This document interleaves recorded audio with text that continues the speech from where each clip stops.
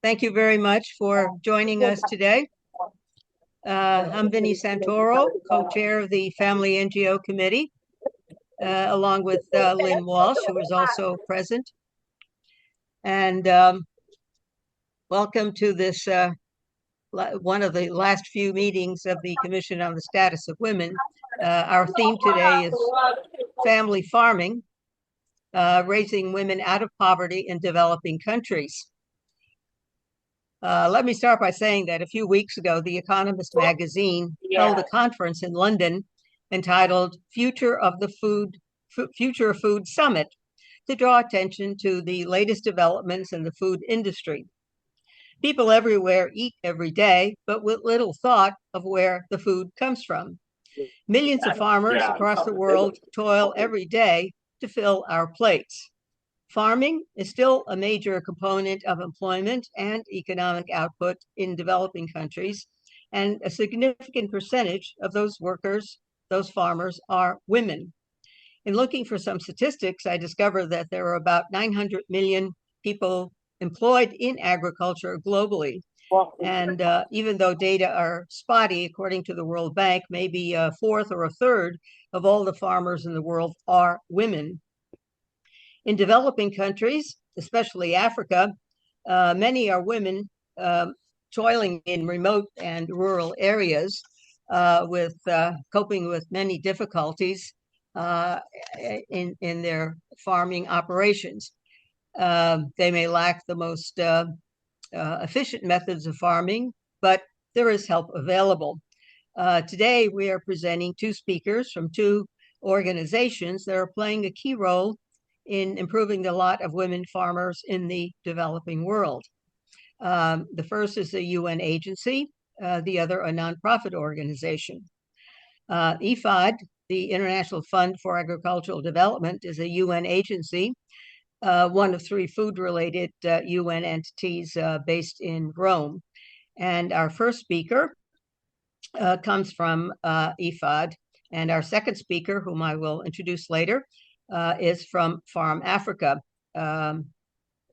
which is headquartered in London and is a nonprofit organization working to help farmers everywhere, actually in many countries of Africa. So as I mentioned, IFAD is the International Fund for Agricultural Development, which is based in Rome. It's one of the lesser known US agency. And Courtney Hood, who is our speaker today, is the head of the IFAD liaison office here in New York. Previously, she held various positions at IFAD headquarters in Rome, and also has worked as an advisor to the various Canadian development organizations, and also to the Canadian mission to the Rome food agencies. She has been senior advisor and policy analyst with the Canadian International Development Agency as well. Courtney holds an advanced degree from the University of Toronto, and she's our first speaker. So Courtney, please take it away and tell us all about what IFAD does and the wonderful work that it does all over the world in agriculture. Thank you for being with us, Courtney. Yeah, thank you very much, Vinnie, for including us. As you mentioned, IFAD is one of the lesser known UN agencies. We really love these opportunities to share a little bit more about our work, to grow our community of kind of friends and partners. So really appreciate the invitation, appreciate you focusing your discussion on family farming today and women, two issues that are very, very close to the heart of IFAD, and maybe just to give you a little bit more information to those listening about IFAD, International Fund for Agricultural Development. So as Vinnie mentioned, we're both an agency of the United Nations, and we're also an international financial institution. So our vice president says we have the the soul of a UN body. We're inclusive, we're very focused on our poverty reduction agenda, and we have the body of an IFI. And that means we have access to lots of kind of diverse financial tools. And it gives us a lot of different levers for impact at the country level. We've been investing in rural people and in agri-food systems, particularly in rural areas, for over 5 decades, or nearly 5 decades, I should say. And we particularly focus on small scale and family farmers in remote and underserved areas, supporting them to build sustainable livelihoods, to strengthen their resilience, and to contribute to broader economic transformation of rural areas. And that's important because 80% of the world's poorest people live in rural areas of developing countries. They're hard to reach, and they need dedicated investment strategies to understand and meet their needs. And this is where IFAD specializes.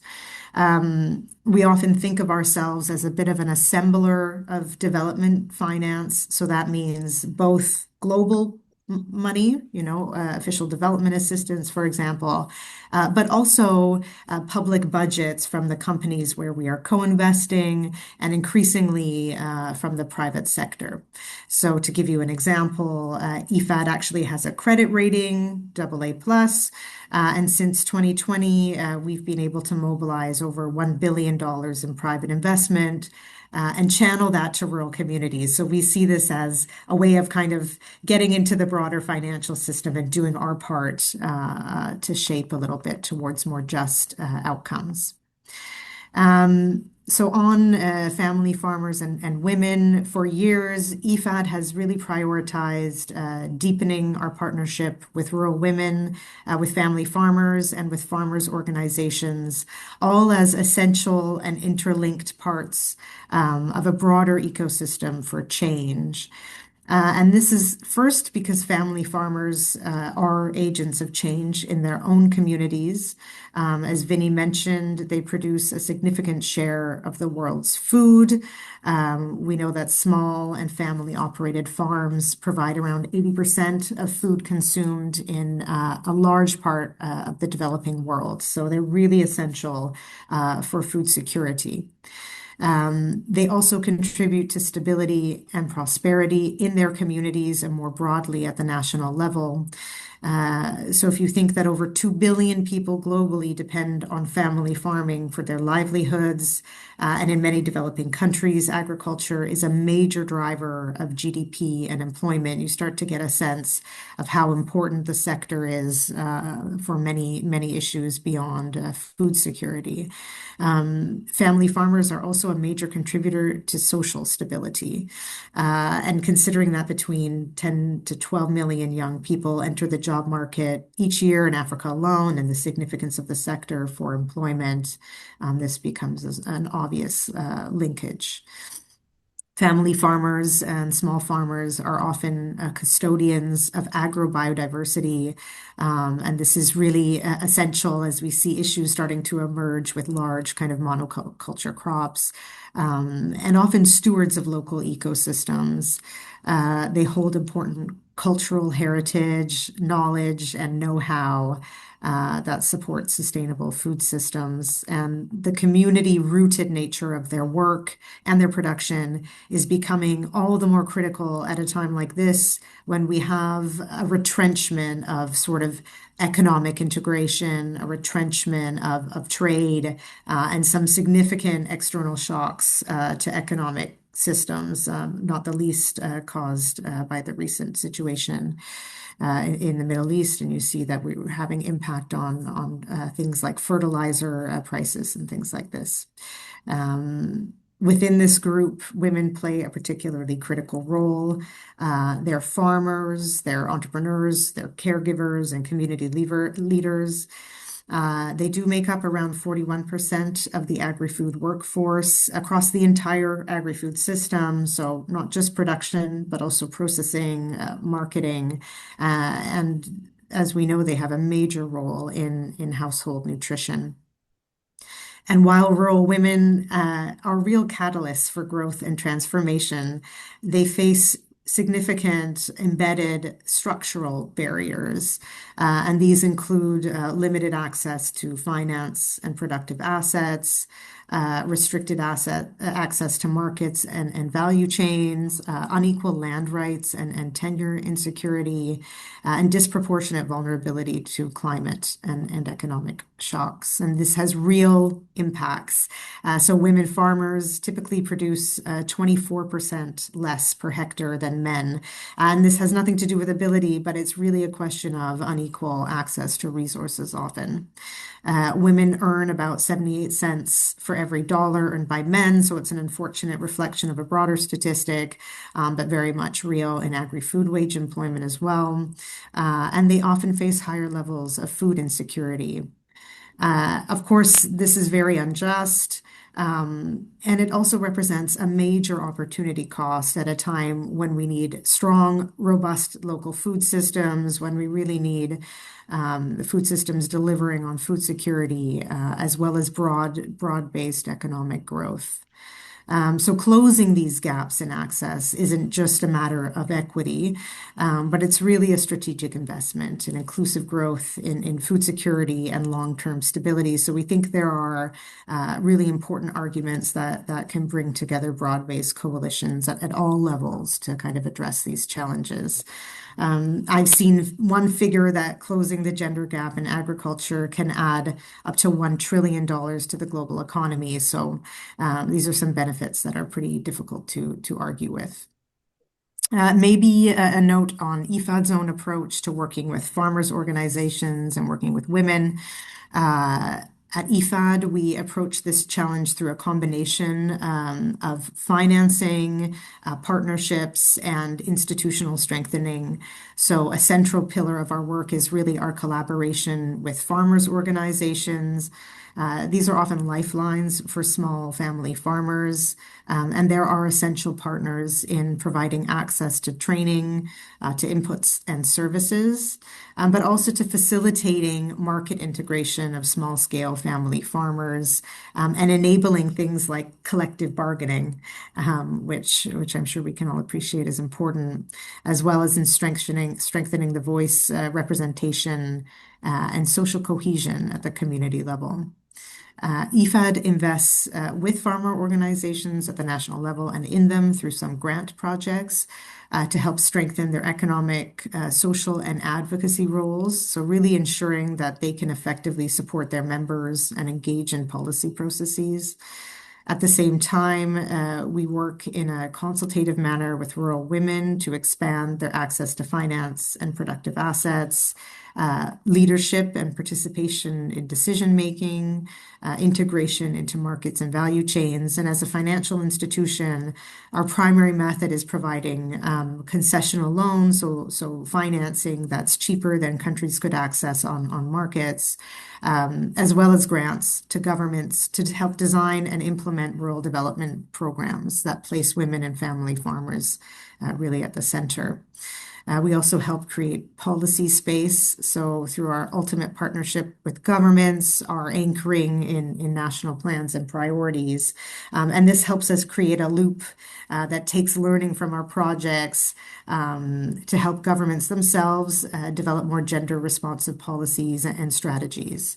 And then through our global partnerships, we try to share and learn from others. Maybe a few examples of some of the countries we're working in. In the Dominican Republic, IFAD finance projects have supported women and youth participating in farmers' business schools to develop new enterprises. And that might be from food processing to cooperative businesses. And this has enhanced incomes and resilience. Through IFAD finance projects in Madagascar, women-led initiatives in climate resilient poultry production are generating more income and strengthen local food systems. And in Papua New Guinea, women farmers have leveraged small-scale investments in their poultry businesses taking their profits and helping diversify their own livelihoods. And this is very important at a time like now, obviously, where we have a lot of uncertainty and challenge. And largely, our approach is working. We have evidence through recent evaluations that we're having positive impact on women's economic empowerment, on their incomes, where our financing reaches. We do have some work still to do in many areas, and I think it would be great to hear others' experiences today. This includes on policy influencing, and we know that policy is really essential for scale. So we're really taking that learning into our revised action plan and kind of trying to shape what we're doing going forward so we better inform broader policy processes. Maybe I'll just end with a connection on two sides to things happening at the global level that have been talked about quite a bit at the Commission on the Status of Women this week. First, this year is the International Year of the Woman Farmer. And this really gives us an opportunity and a responsibility, I think, to accelerate process, to get the word to get the word out, to build new partnerships, and to innovate a little bit. I might highlight three priorities for us, and I had talked about them. They're sort of the opposite of the challenges that I talked about before. The first is advancing women's land rights. So really working together towards secure land tenure for empowerment, for investment, and for resilience. And I think without it, women remain excluded from economic opportunity and decision making. The second is expanding women's access to finance. So really creating inclusive financial systems that enable women to access financing that's available, but also expanding financing for rural women. So EFAD is undergoing, for example, our 14th replenishment. And we have a moment to think about how we can mobilize more resources for women. So not just about them accessing what exists, but getting more resources to work for them. This could look something like having EFAD or another entity issue maybe a thematically specific rural women's bond.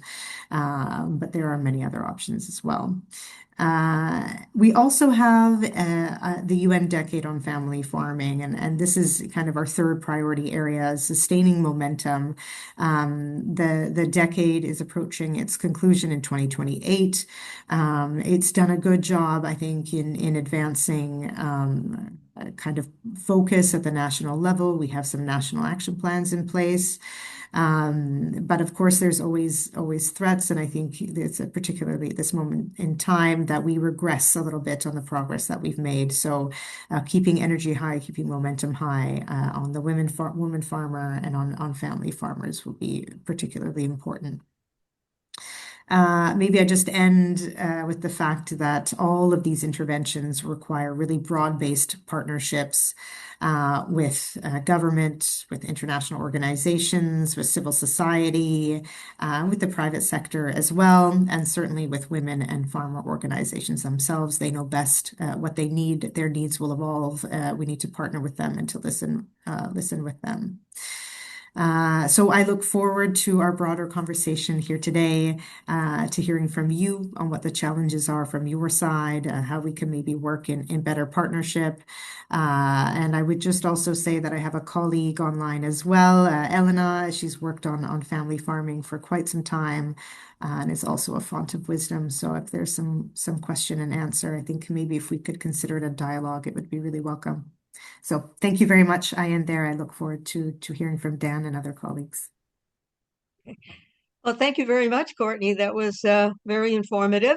And all of us who are attending, I'm sure, learning a heck of a lot more about EFOD. And it should be better known. And you're helping us achieve that goal. I forgot to add in my introductory remarks that we do have a Q&A session. So if any of you have any questions about what you've heard today or any other questions relating to family farming and women in farming, please put them in the chat box. And after our second speaker has spoken, we will look in there and see what sort of questions you may have put in. So thank you once again, Courtney. And now for our second speaker, coming from the private sector. We heard from the official sector, government, international sector, but a lot of things get done via the private sector, especially through nonprofit organizations. And in terms of keeping with our theme today of family farming, some time ago I discovered FarmAfrica, which is based in London, and they do a great deal of work in a number of African countries. And we're very happy today to have Dan Collison as our speaker. Dan has joined FarmAfrica as chief executive in May of 2020 after a very extensive career both in the international development and humanitarian affairs area, and has lived and worked in many developing countries around the world, including Southern Africa, Angola, Kenya, Southern Sudan, and even Afghanistan. He is a graduate of the University of London, and has also, I should say, worked with Save the Children and Christian Aid before coming to FarmAfrica. But FarmAfrica is now his bailiwick, and I look forward to what you have to say about FarmAfrica. So, Dan Collison, please take it away. Thank you, Vinny. Can I check you can hear me okay? Yes, just fine. Okay, good. Thanks, Vinny and Lynn, our co-chairs, and greetings to all of the committee members. And also, it's very nice to meet Courtney. We're meeting for the first time. FarmAfrica does actually have some links with IFAD. Courtney, we know Donald Brown quite well. He's the International Programs Director for IFAD. And also, Courtney, we have a nice link with Sabrina Elba.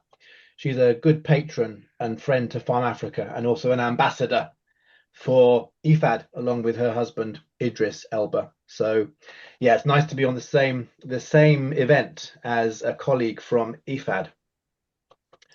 And I think Courtney was right, obviously, to emphasize the importance of family farms, smallholder farmers, as you know, the producers of so much of our food security and food system. So yes, I'm Dan. I'm the CEO of FarmAfrica. In a nutshell, FarmAfrica is a not-for-profit organization. We refer to that as an NGO, usually in the UK. Vinny's right. I mean, we do. You could say we have a headquarters in the UK, in London, but it's pretty small. Most of our operations, management, technical expertise, and program delivery is in East Africa, and that's where I consider the kind of center of gravity of FarmAfrica to be.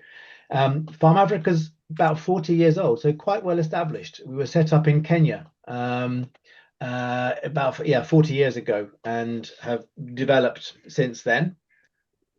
And our work is primarily focused on supporting sustainable and profitable livelihoods with smallholder farmers. And smallholder farming generally means household family farms, often kind of less than 2 hectares and in size. And as you all know, it's a tough and precarious occupation and livelihood, being a small scale farmer, especially dependent on rain-fed agriculture, where in parts of East Africa and elsewhere, the farmers that we work with and that IFAD supports are increasingly subject to extremes of weather and unpredictable weather, from long dry spells to inundation of floods and heavy rains, as we're seeing at the moment in East Africa.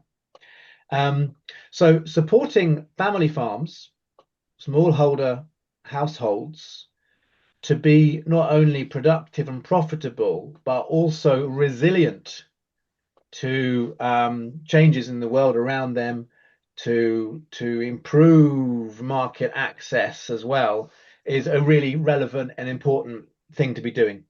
And we work with around about 750,000 farmers a year across East Africa to achieve that. I wanted to focus today specifically on one area of our work, which is around regenerative farming. Almost everything that we do is geared towards farmer resilience and increasingly has to take account of climate smart agriculture. And we work with farmers who are coffee growers, fish farmers, horticulturalists, maize and beans growers. But all of them need to have livelihoods that are diverse and resilient and profitable. Regenerative agriculture is really important because it starts with soil health. And I saw one of the group, Susan, had already put a question in the chat here about soil quality and degenerated soil and landscapes. And it's a really good one because soils are exhausted across so many parts of the world, either from over farming, or climate extremes, or the excessive use of inorganic fertilizers, etc. So tackling soil health can be a really important way, not only of improving crop yields, but also resilience during dry and wet spells, and also really important way of helping to sequester carbon into the soil. So what I'm going to do is just share 2 or 3 slides to give the members of the committee a little sense of what FarmAfrica has been doing in this area. Can I just check, Vinny, that you can all see that? Yes. Okay, so look, here's a nice map of Kenya, I think. Yeah, there's a nice map of Kenya. And right there in the middle of Kenya, just to the east of Mount Kenya, these 2 counties, Embu County and Tharaka Nithi counties. They're really interesting because they cover quite a lot of different environmental or eco zones, because they come off the eastern side of Mount Kenya down into the dry lowlands of eastern Kenya.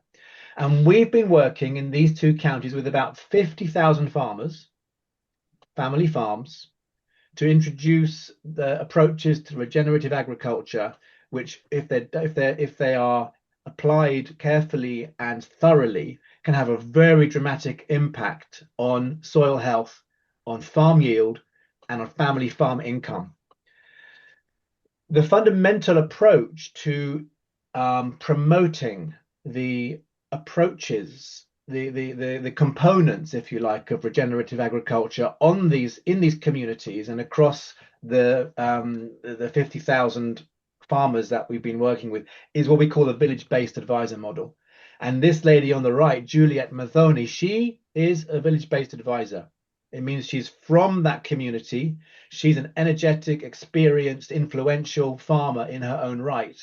And she's expert in the approaches to regenerative farming, such as the use of mulching, cover cropping, minimum tillage, the use of organic manure, etc. There are a handful of things that farmers can do that help to introduce regenerative approaches.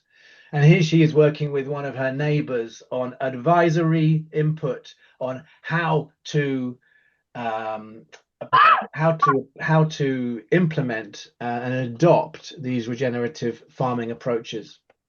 And this is the really effective way of getting scale and uptake across communities quite rapidly, because you have successful and influential, usually women farmers, who are able to advise and enthuse their neighbors through the demonstration of the advantages of these kinds of approaches. One of the important parts of regenerative farming, along with the approaches that I mentioned, mulching, organic manure, etc., is the introduction of agroforestry. It's all about increasing the kind of biodiversity, the agro mix on the farm. This is banana plantation. Charles Njiro is one of the farmers that we work with. But we're finding that when it comes to introducing new agroforestry on these family farms, fruit trees such as mango, avocado, macadamia can bring quite a lot of extra value to these farms, not only because of the value of the crops themselves, but also they help to bring shade, they bind the soil together, And in this case, we're also working with a bank, a Dutch bank, to measure the new biomass in this agroforestry and convert that into a carbon unit or a carbon removal unit. And that gets sold on the carbon market, and the revenue goes back to these farmers because the agroforestry is sequestering more CO2 from the atmosphere. This is the final slide. It's a really lovely photograph. The lady in the middle is Martha Maturi. She's another of our village-based advisors, and she's there talking to one of my colleagues at FarmAfrica. And this is a maize field. In fact, this is one of Martha's demo plots. And yeah, farming maize is pretty unpredictable thing to do. The price can be very variable, yield can be very variable. It's not really you're never going to turn a big buck on farming maize. But what we can see here is the very visible impact of the application of the regenerative farming approaches on this plot, and in particular the application of mulching, which is laying organic matter, old maize stalks and the organic detritus from the farm, laying that on the ground to retain soil moisture and to protect the soil from either drying out or being inundated. On the left, I think it's your left as well as my left, you can see the maize is low, it's looking spindly, it's kind of dried out, and yeah, not too impressive. On the right is the maize rows which have been grown with the regenerative approaches, including the combination of mulching, microdosing of fertilizers, and the application of organic manure. Fantastic. So, and these approaches on the small scale family farms have a measurable impact on improving soil quality. We've worked with some partners to measure this, and using one set of measures from satellite imagery and AI modeling, we can prove and demonstrate over time a measurable and sustained increase in soil organic carbon on these farms, which is directly correlated to the introduction of these regenerative agriculture approaches. And there are also some really interesting and important improvements in certain soil biomarkers. So things like nematodes, which are the microscopic worms that help to break down, to convert inorganic matter, organic matter into the nutrients that plants can take up, and the prevalence of microfungi, which can provide, which have the same purpose, measurably increased by 200% in the case of nematodes, 64% in the case of the microfungi, compared to the family farm plots where the regenerative approaches have not been so consistently introduced. So we're seeing sustained and important improvements in soil health. That means that farmers are able to continue growing during dry seasons. It means that the soil is sequestering more carbon, and it means higher yield. So yield can increase by up to 80% on maize and beans on these family plots. Pretty impressive. And that means that incomes go up as well for these households. In the case of the farmers that we've been working with, incomes can go up by as much as 54%. So we're seeing here a really interesting and encouraging case study of a very simple set of farming approaches being adopted, which have the double and combined benefit of improving soil health, but also increasing farm yield and family household income. That's just an example of some of the work that FarmAfrica does in the region. But I thought it was a nice story to tell because, yeah, we've got some actual data behind it. I think I'll pause there, Vinny, stop sharing my screen and hand back over to our chairs. Okay, well, thank you very much, Dan. I think some of your illustrations are really key because, when I was doing some research on FarmAfrica, what I realized is that sometimes it takes very little to make a big difference.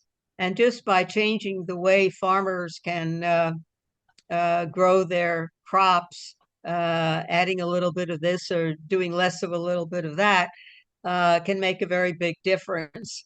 And, especially for women farmers, if they can increase the income of their work, well, that helps their families in a great way, and especially children, because children sometimes work on farms and don't go to school. But if mothers make enough money, well, they won't need the children on the farms, and the children can go to school and get an education. So thank you very much for describing this wonderful work that you do. Um, Let me ask a question. In terms of Africa in particular has been beset by a number of droughts, especially the cocoa crop has been adversely impacted in recent years. And in case that doesn't mean very much, chocoholics, please take note that 2/3 of all the cocoa beans in the world come from just two countries, and both are in Africa, the Ivory Coast and Ghana. Can anything be done in terms of improving the way irrigation works in some of these small farms? Dan, Yeah, it's a great pose question, that and to it's you. very true. I can answer, give a perspective from FarmAfrica. I'm sure Courtney's got some examples on that too. You're right about the long droughts, and certainly in East Africa, the period, I mean, there are cyclical droughts very frequently, but the very long drought, 2021 to 23, was very devastating across the whole region. Not so much on the cocoa, because in East Africa there's less cocoa grown, but when you think about the impact on pastoralist communities, it was absolutely devastating. Micro irrigation and in particular solar powered micro irrigation can be a really useful and important way of helping farmers to survive through these drier periods. Even in dry areas, there's often quite plentiful groundwater.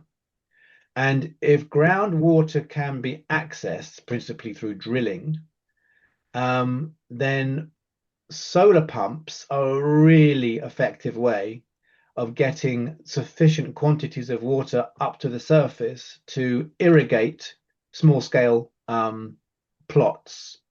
We've seen this in our work recently in northern Uganda, in the Karamoja area of northeastern Uganda. Very dry. It's traditionally a pastoralist area, but the government are encouraging communities there to grow more leafy green vegetables, principally to improve nutrition. But that needs year-round irrigation. And yeah, just to repeat the point, the results of making solar pumps and the related irrigation equipment available to those communities are really impressive, really dramatic in terms of ability to regularly grow at decent volumes leafy green vegetables, which, yeah, as you said, being absolutely essential for children's nutrition. Mm-hmm. Very good. Courtney, do you want to add anything to Yeah, that? only to make a small compliment. I think IFAD's approaching this through kind of two sides, and Dan mentioned both perfectly. One is the sustainable farming practices. IFAD also invests in regenerative agricultural practices, meaning that more water is kept already in the soil, as you don't have the kind of leaching that you might with other practices. And the second is working with governments to invest in irrigation infrastructure. And in fact, it's very interesting because during our replenishment consultation, we're having discussions with country governments, and quite a few have mentioned irrigation infrastructure, technical assistance for irrigation approaches as priorities. So I think this is recognized, and we need both the technologies and the approaches, as Dan was mentioning, and we need the financing that rolls that out to communities. So I think many hands helping out here. Yeah, very good. Thank you. Now let's see in the chat room what we have. If I can figure this out.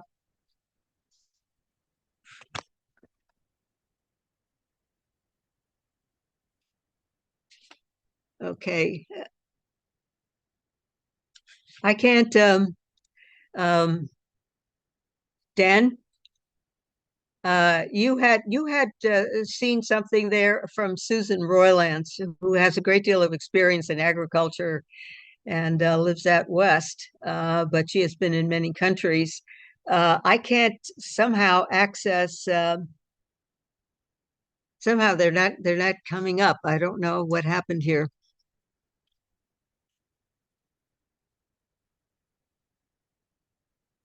Dan, are you there? Vinny, whilst you're doing that, I can see a sort of supplementary question there from Susan, who obviously has a lot of interest and experience in this, because she asked about soil degradation, but she's also asked another very, very interesting question here about it's quite a niche but important topic. It's about the availability of organic matter on these small family farms to make the most effective use of the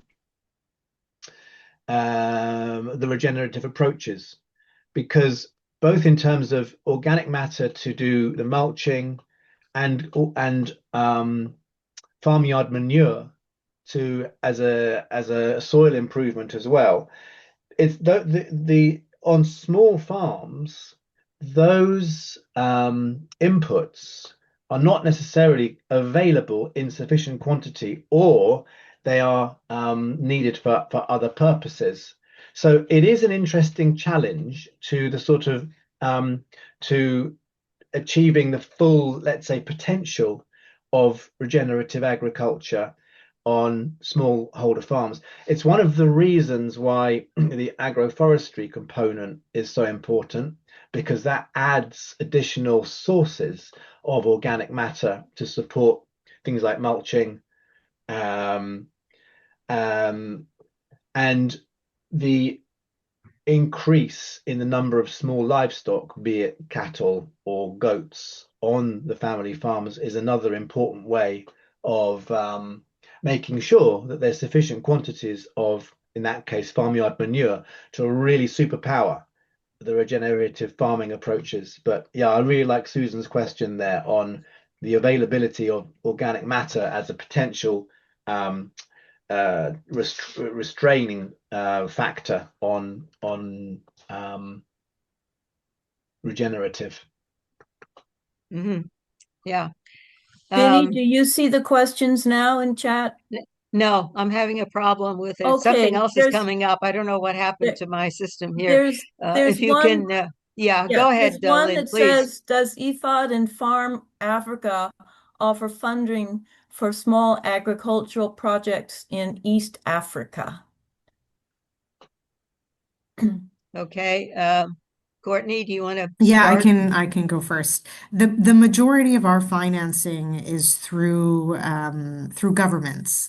And through the governments, we would design inclusive projects that would reach smaller communities. So not the short answer is not so directly, although we do have a small grants program, mostly for research and innovation. But through governments, yes, very much so. Mm-hmm. Okay, great. Dan? Yeah, well, and FarmAfrica, we're not a grant making organization. We're more actually of a grant seeking organization, because we need. Yeah, you're a nonprofit.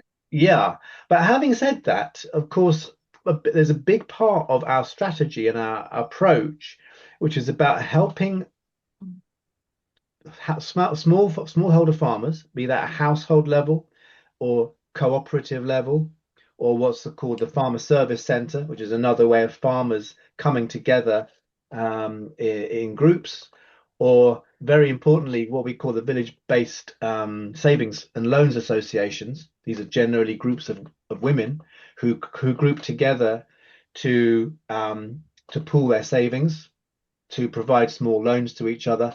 These small scale mechanisms for access to finance are absolutely essential for helping farmers to build their enterprises.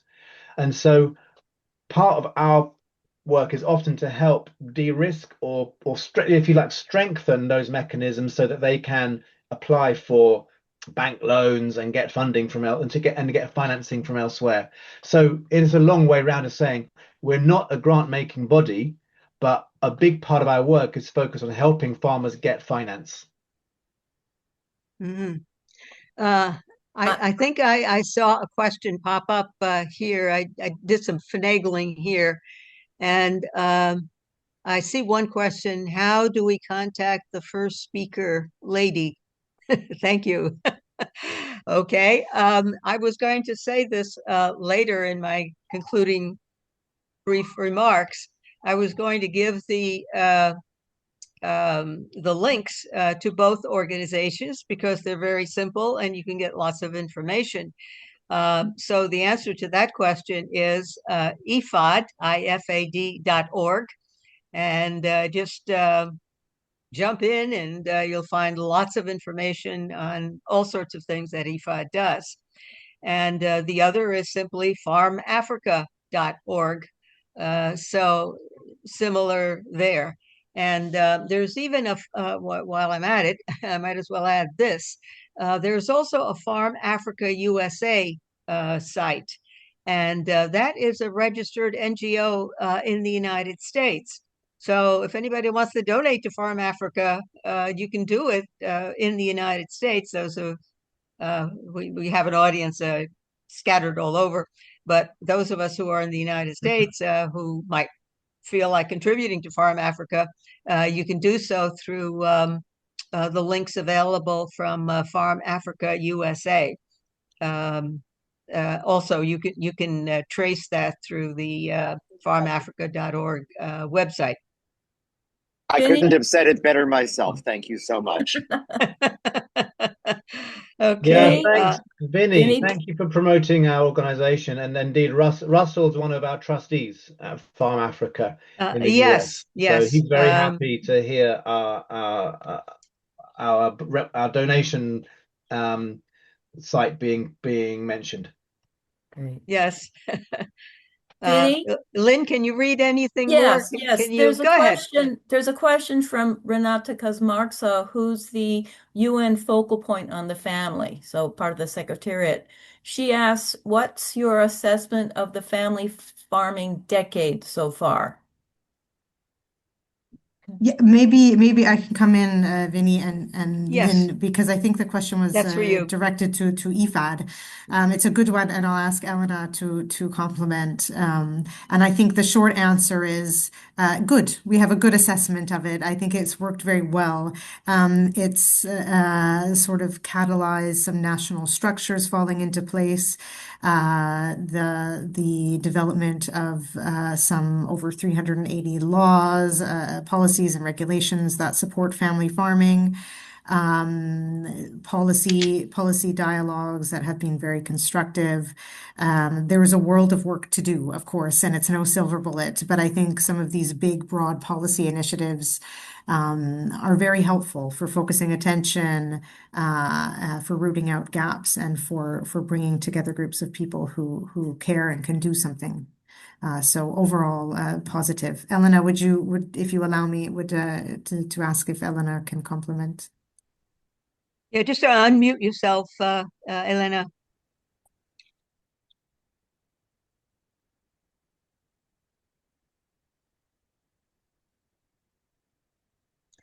Somehow we can't hear you. Lynn, can you let her in? We usually tune out all of our audience except for the board and the two speakers. So I don't know whether Olivia is still on board, or Lynn, if you're managing everything. There's Elena Bertuzzi, if you can let her in to speak. I think she's in. Okay, and she All right. unmuted, so Oh, okay. okay, can she? No. Okay, Elena, try again, please. Sorry for the mix-up. Our normal technical people are AWOL.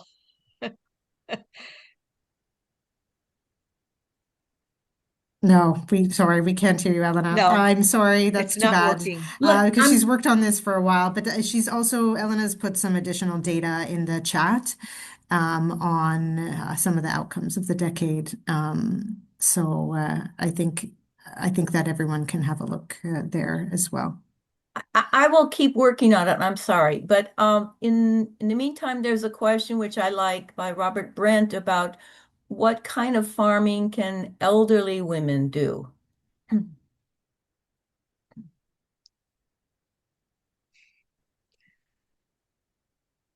Dan, do you want to take that? Yes, sorry. Well, quite a lot. Quite a lot of farmers, male and female, are pretty elderly in many of the communities that we work with. Part of our work, so I'll come to the answer in a minute, but part of our work in FarmAfrica is trying to promote thriving rural livelihoods actually for young people, because often young people actually want to, for very valid reasons, they want to migrate from the rural areas to cities, and that can bring challenges to the rural area and to food production in terms of labor. So promoting opportunities for young people in agriculture is really important, and we see some very good value chains for doing that, particularly in horticulture and in fisheries. When it comes to the older members of the community, I must say quite a lot of the farmers that we work with are elder and are fit and healthy, and that's good. They farm for us, well into their later years. We, as FarmAfrica, are not expert or have a particular priority on older farmers, but you've made me you've given me something important to think about there. We have a strong focus on women farmers, but yeah, not so much on the older as a cohort. I don't know if Courtney, there's any particular approaches within EFAD that target the older members of the community. Yeah, I don't think the target, I think like you, Dan, thanks very much. We do have specific targeting on women. We do have specific targeting on youth. As you say, actually, ironically, farming is a sort of aging sort of area of the economy. So it's really trying to keep interest of youth. One thing I would say is that we are focused on increasing mechanization of small farming and digitization. And what these things do is it reduces drudgery. So it makes it a little less physically taxing. And this should make it easier for more elderly members of the community as well, of course, to engage in a wider variety of farming activities. But yes, I think like Dan said, there's many. Go ahead, Dan. Yeah. I thought just to build on that in terms of mechanization that is available to smallholder farmers. We've got an interesting experience at the moment in Tanzania with a project called Power Farm. And Power Farm is all about on-farm green energy. And those are well-established approaches on solar, on wind, and on biogas. But one of the interesting applications of the on-farm green energy, which is converted to electricity, is e-vehicle charging. And at a cooperative level, they make available these small e-trucks, which are really good for getting produce to market. And as you said, Courtney, taking out some of the drudgery and labor of having to go by foot or go by bicycle. And one could imagine that that kind of service is also beneficial to older farmers who find it really hard to get their produce to market because it's either very expensive or the means don't exist. I Any did other ask questions? I did ask Elena to unmute, so I'm gonna does she try wanna again. try again? Oh, Yeah, we got it you. works. Java. Okay. Go, go. Okay. I'm so sorry. It probably was my new headphones that don't work sometimes. Ah. But thank you so much, and thank you for allowing me to intervene. Just briefly, we added some data on the results of the decade. As Courtney mentioned, I think the progress is good. We are coming up towards the end of the decade, and I think that there is a push from our colleagues in Rome who usually manage this process to really push the engagement of member states, because this is the most important part of it. Is member states and governments that need to be really engaged and willing to change the laws and regulations to favor family farmers. So we have some good example. There are quite a few member states that are championing this, like Dominican Republic, Brazil, and Kyrgyzstan, and many others. But really, I think that if we want to have a push and a change in many of the laws in the world and beyond 2028, I think that's something that is needed, and I know that our colleagues are working on back in Rome. Thank you so much. Thank you, Elena. Okay. I have another question. This is from Bob Roylance, who's quite an agricultural expert. Have you And considered Susan's husband. the Asian method of using human waste? Either one of you. Dan? Yeah, it's not quite so culturally popular, I think, in some of the communities that we work with, but it is used. More commonly, it's actually is popular for biogas, and biogas is a really, really interesting and important way of sustainable energy generation on small scale farm. It takes a bit of upfront investment, but it's a really interesting approach. So I don't think, Bob, that it is as widespread as you say in some parts of Southeast and East Asia, or South Asia, but it's certainly it's part of the mix. Yeah. No, I can just add from our side. I think, I'm sure there's practices, but I don't think it's part of our particular kind of mix at the moment. But I have seen some really interesting kind of waste recycling innovations and things like this. So I'm sure at some point there's something on the horizon there. Thank you. Okay, I have one. I have one from the Women's Federation for World Peace. Our women's group is running a food security program through permaculture in the Philippines and soon Hawaii. How can we collaborate?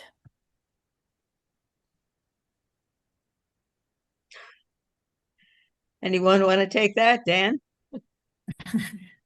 Don't know if you're operational in the Philippines, Dan, if FarmAfrica. No, we're not. But these kind of approaches to sustainable farming, of course, are very, that's at the heart of our strategy.